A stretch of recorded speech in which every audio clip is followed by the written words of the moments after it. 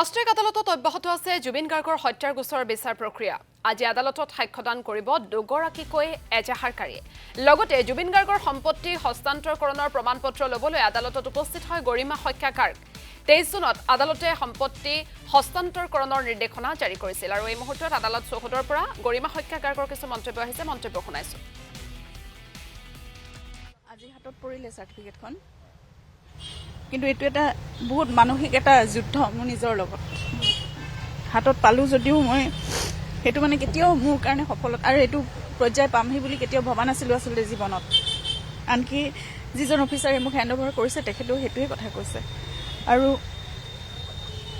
যিখিনি কৰিছিলোঁ একেলগে থাকিম বুলি, এতিয়া এইখিনি লৈ মই শান্তি কেতিয়াও পোৱা নাই একেবাৰে। মই আৰু একো ক'ব নোৱাৰিম এতিয়া। কষ্টকৰ সময়, এইটো বহুত কষ্টকৰ সময়। এইবোৰ বস্তু এনেকে নালাগিছিল আচলতে, জীৱনত কেতিয়াও বিচৰা নাছিলো এনেকে। কোনেও ভবা নাছিলে আচলতে এনেকুৱা এটা দিন আহক বুলি। আমিও কোনেও ভবা নাছিলো, আপোনাৰতো বাদেই, এনেকুৱা এটা দিন আপুনি এইখিনি কাম কৰিব লাগিব বুলি।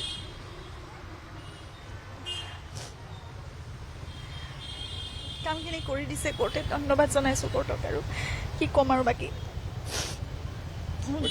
তেওঁৰ কামখিনি কৰি যাবলৈ এতিয়া চেষ্টা কৰিম, সেইটোৱে আৰু।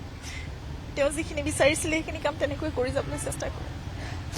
তেওঁ যেনেকৈ কৈছিলে নিজৰ কাৰণে একো নাৰাখো, ময়ো একো ৰাখি নাযাওঁ। এই সকলোবোৰ যেনেকৈ পাৰোঁ নিজৰ দায়িত্ব কৰ্তব্যখিনি পৰিয়ালৰ প্ৰতি কৰি মই যেনেকৈ তেওঁ মানুহৰ বাবে বিচাৰিছিলে সেইখিনি মাত্ৰ মোক গাইডেঞ্চ দি যাওক তেওঁ, সেইটোৱে মই কামনা কৰিছোঁ, মই প্ৰাৰ্থনা কৰিছোঁ। সেইখিনি গাইডেঞ্চ দিলে মই তেনেকৈ কৰি যাম সকলোখিনি।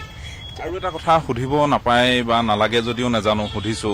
জুবিন গাৰ্গে ইমান বছৰ গান গালে, ইমানখিনি হ'ল, তেওঁ কিমান বিহু ফাংচন কৰে, তেওঁ তাৰপিছতো একাউণ্টত মাত্ৰ 9 লাখ টকাৰ, এই কথাটো বহুতে কোৱাকৈ কৰিছে। আপুনি কেনেধৰণে চাইছে? তেনেধৰণেই ৰাখিছিলে তেওঁ, সকলো নিজৰ কাৰণে একো চিন্তাই নকৰিলে আচলতে ভালকে। আৰু ময়ো আচলতে ইমান তেনেকুৱা ধৰণৰ নাছিলোঁ। মই তেওঁ যেনেকৈ আছিলে তেওঁৰ লগত মই তেনেকেই থাকিবলৈ শিকিলোঁ। আৰু সকলোবোৰ আচলতে বেলেগে চব চলাই থাকিলে, কথাবোৰ চব তেনেকুৱা হৈ থাকিলে, খেলি মেলি। আমাৰে ভুল হ'ল এইবোৰ বস্তু। আমি বিশ্বাস কৰিব নালাগিছিল মানুহক, আমি বিশ্বাস কৰিব নালাগিছিল, সেইটোৱে। হয়, আপোনাৰ আজি যিখন ছাকচেছন চাৰ্টিফিকেট সেইখন আপুনি গৰিমা গাৰ্গ শইকীয়াৰ হাতত অৰ্পণ কৰা হ'ল কোৰ্টৰ ফালৰ পৰা। যোৱা 22 তাৰিখে অৰ্ডাৰটো হৈ গৈছিলে, কিন্তু তেখেতে নাছিলে কাৰণে আজি তেখেতক আহি মানে এইখন উপস্থিত হোৱাৰ পিছত এইখন প্ৰদান কৰিলে কোৰ্টৰ ফালৰ পৰা।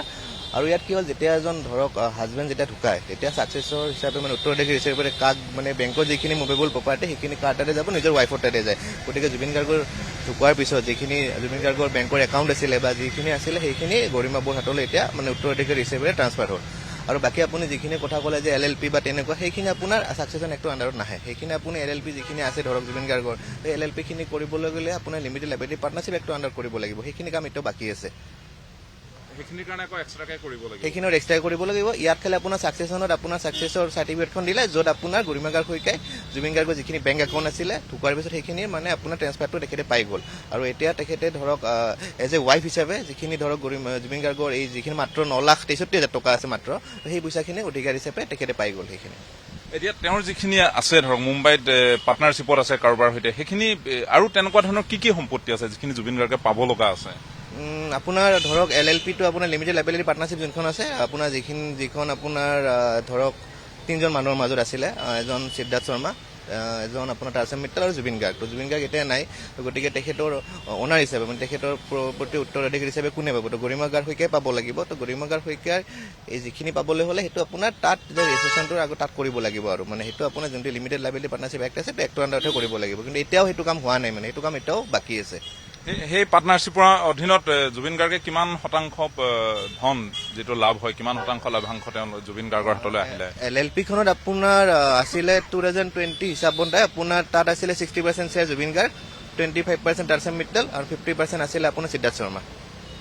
সেইখিনি ক'ৰ পৰা আহে সেই ধনখিনি মানে তেওঁলোকৰ সেই যিটো LLPৰ হেৰি আছে সেই ধনখিনি ক'ৰ পৰা কেনেকে ধৰণে আহে মানে ধৰক এটা পাৰ্টনাৰশ্বিপ লিমিটেড লেভেলৰ পাৰ্টনাৰশ্বিপ তেখেতসকলৰ এটা মিউজিকেল যিখিনি আছে এইটো মিউজিকৰ মানে কেনেকে আহে কি আছে তাত আছে বাট তাত যিখিনি শ্বেয়াৰ আছে ধৰক সিহঁতে আৰম্ভ কৰিলে তেখেতসকলে আৰম্ভ কৰি 20 লাখ টকা তো 20 লাখ টকা ধৰক 60% জুবিন গাৰ্গৰ আপোনাৰ 28% দাৰ্চেন মিত্তলৰ আৰু 50% সিদ্ধাৰ্থ শৰ্মা তেনেকে আছিলে তো সেই টকাখিনি এতিয়া তাত যিখিনি টকা আছে বা যিখিনি আছে সেইখিনি এতিয়া বন্ধ হৈ আছে মানে সেইখিনি এতিয়া মানে আপোনাৰ মানে কৰিব পৰা নাই কাৰণ এজন সিদ্ধাৰ্থ শৰ্মাটো অলৰেডি জেলত আছে বাকী দাৰ্চেন মিত্তল আছে বাকী জুবিন গাৰ্গৰ যিখিনি মানে আপোনাৰ প্ৰপাৰ্টি ভাগ আছে তো 60% যিখিনি শ্বেয়াৰ আছে তো সেইখিনি যিহেতু তেখেত ঢুকালে তো গতিকে এটা গৰিমাগাৰ হৈকে পাবলৈ তেখেতে আৰু সেইখনত ৰিএণ্ট্ৰি কৰিব লাগিব তাৰ পিছতহে আপুনি সেইখন মানে তেখেতে তাৰ পৰা পইচাখিনি পাব বা যিখিনি শ্বেয়াৰ আছে